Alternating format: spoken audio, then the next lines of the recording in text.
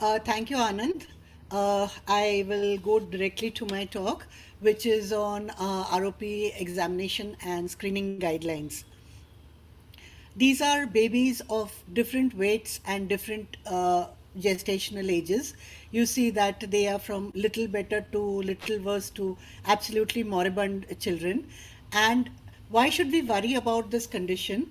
The incidence of this condition is rising so rapidly in developing countries, but with improvements in neonatal care and increasing survival of low birth weight infants, we get these children surviving, but they have to go through a lot of torments while they do this. Out of 26 million annual live births in India, approximately 2 million are at a risk of developing ROP. And in India, the incidence of ROP is between 38 to 51.9% in low birth weight infants. WHO has recognized that prematurity is one of the major causes of neonatal mortality. Globally, 50,000 children are blind from ROP annually. That was in 2008, 32,000 in 2010, and out of this, 10% is in India. So WHO says that born in that report of Born Too Soon, they have said that India has the largest number of premature babies, that is almost amounting to 35 lakh premature babies annually in the world out of 15 million worldwide. So the thing is that a premature baby requires examination not only by the neonatologist and the pediatrician. We ophthalmologists play a large role, and later the ENT person, the optometrist, the vision therapist, and all the other therapists also play a very vital role in the good development of these children, so that the quality of life in these children can improve. Now, what are the screening guidelines?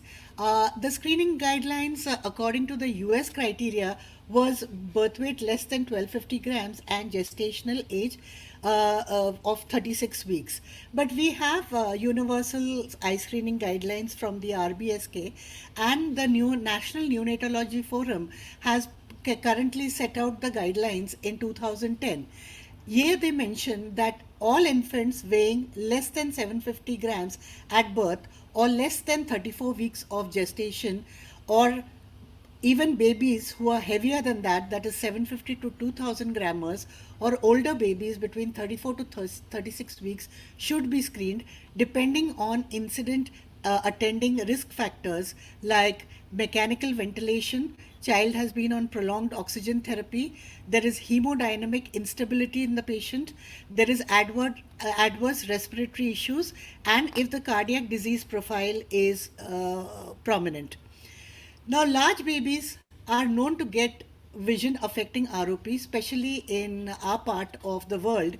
This is multifactorial. This is because of poor antenatal care, including anemia, which plays a major role, poor weight gain, possible absence of antenatal steroids to high risk mothers, suboptimal post care with respect to oxygen monitoring, giving of antibiotics heavily, sepsis prevention is not good, nutrition of the baby, blood transfusion strategies, and possibly genetic factors. Now, the ICROP classification has said that they divide the disease as per location, extent, and plus, but APROP really doesn't fit into this categorization. The ROP, the location depends, is three zones. The first zone is a concentric circle which is centered around the optic nerve, and it is the distance, twice this distance from the macula to the center of the disc. You circumscribe a circle. Then from the edge of that circle to the nasal aura is another circle which gives you zone 2, and zone 3 is whatever temporal crescent is left behind. And these are the stages that you can go through. I'll just go through it one by one. This is all together up to stage 5, where you see the cicatricial phase at the end. Now, to go over this, stage 1 is where there is formation of a demarcation line over here, where you see with the arrow. Then these demarcation lines, the blood vessels start arborizing on that, that is stage 2. Then these arborized vessels start moving into the vitreous, which is the extra fibrovascular proliferation, and then that is stage 3, and then there is advanced stage 3, and then if there is a nasal oral traction developing, that is stage 4A. Stage 4B is where there is temporal traction, and when the entire thing lifts up and it goes into age of cicatrization, that is stage 5, where the entire retina is lifted, and at the end stage of this you get the very classic leukocoria, that is which you see in the lower right hand corner. Then there is a variant which is called as plus disease, which is dilatation and tortuosity of blood vessels and arterial congestion. And these are patients where you have severe four quadrant plus. So these are the three types that we have: aggressive posterior ROP, which is where the vascularization ends in zone 1 or very posterior zone 2 and is accompanied by plus disease which progresses very rapidly. And this affects very low birth weight babies. Threshold disease is that disease where there is 5 continuous clock hours or 8 contiguous clock hours of effect, and this is the threshold which is like a moderately less severe form of ROP but still has to be tackled. And pre-threshold is, there are two types in this, that is type 1 and type 2. In type 1 we have zone 1, any stage with plus disease, zone 1 stage 3 without plus disease, zone 2 stage 2 or 3 with plus disease. And the type 2, which is less fulminant and which is safer, is zone 1 stage 1 or 2 ROP without plus disease, or zone 2 stage 3 ROP without plus disease. So this is the same thing reiterated again. And as I said, that aggressive posterior ROP is a very, very fulminant form of ROP. And if you see the very kind of active tunica vasculosa lentis, which you see in the photograph, and this manifests very early as sometimes 3 weeks. We've seen it coming at 2 weeks also sometimes, and it goes into alarming stages of cicatrization by 6 to 8 weeks. This, which is generally the time when the threshold ROP starts requiring treatment, and ICROP does not categorize this form of ROP. So these are other pictures to show you the APROP, or it was called rush disease or fulminate disease earlier. And there is something called as pre-plus and plus. Plus I already mentioned, venous dilatation, arterial tortuosity, where there is iris vessel engorgement and poor pupillary dilatation with vitreous haze. And pre-plus is just an arterial tortuosity and venous dilatation, but which is less than normal.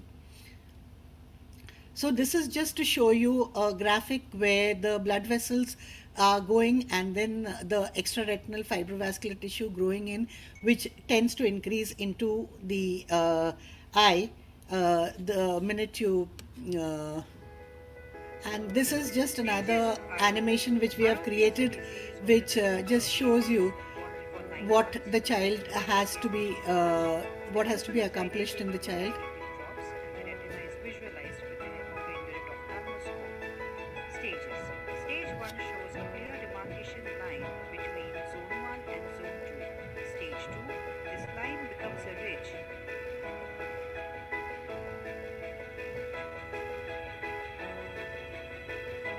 Stage 3, the ridge widens between zone 1 and zone 2. Vessels grow onto the ridge and widen and become varicose, leakage on ridge. Stage 4, there is partial detached retina where vessels pull retina into the vitreous. Stage 5, the retina detaches completely.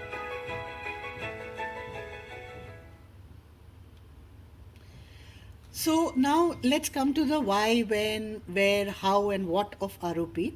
This is a severely sick small child, and the initial screening was earlier thought of as 4 weeks, but as I just mentioned, now we generally see them at about 3 weeks. Children with the criteria that I mentioned above, and where the first examination is generally in the NICU. Okay, and the thing is, the accessories that you require are those of the indirect ophthalmoscope, speculum depressor in children, like in patients in people who are examining for the first time, they would be comfortable if they do it with a speculum and depressor, but the indirect ophthalmoscope is absolutely a necessity. These are different kind of depressors which are available in the market. The most commonly used is the Alphonsus one, and there are a lot of depressors which come in a pre-sterile pack, so you don't need to sterilize these instruments separately. Otherwise, you sterilize these instruments and then use them for your examination. The pupillary dilatation is accomplished by using cyclopentolate 0.2% and phenylephrine 1% combination, or a combination of phenylephrine 2.5% plus tropicamide 1%. Now, tropicamide or cyclopentolate is put every 15 minutes for 1 hour, and the phenylephrine, which generally comes in the 10%, you dilute it 4 times and put it at the end. There are some formulations which come with half the concentration where you need a single dilution of these. We put it at the end. Now, the examination has to be short, thorough. One drop propofol is if with depressor and speculum. If you want to put a sugar pellet, you can put it. Glance at the posterior pole, tilt the head to view the other quadrants. A 20 or the 28 diopter of lens is required. The guidelines which there are newer recent terminologies like immature retina, where the retina is the blood vessels, the severe one is where it is just at the border of the arcade. The medium, the moderate one where it comes to the posterior part of zone 2, and the mild one which is detected up to the posterior border of zone 3. The other one is half zone ROP, which is again a very, very, very, very severe form of the disease, as you see in the picture over here. There is something called as a tungsten filament sign, which is following intravitreal bevacizumab, where a shunt occurs, which looks like a bulb. And the take home message is that main challenge is producing the baby within 21 to 30 days. The child is not born with ROP, and it can be treated with timely intervention. Thank you.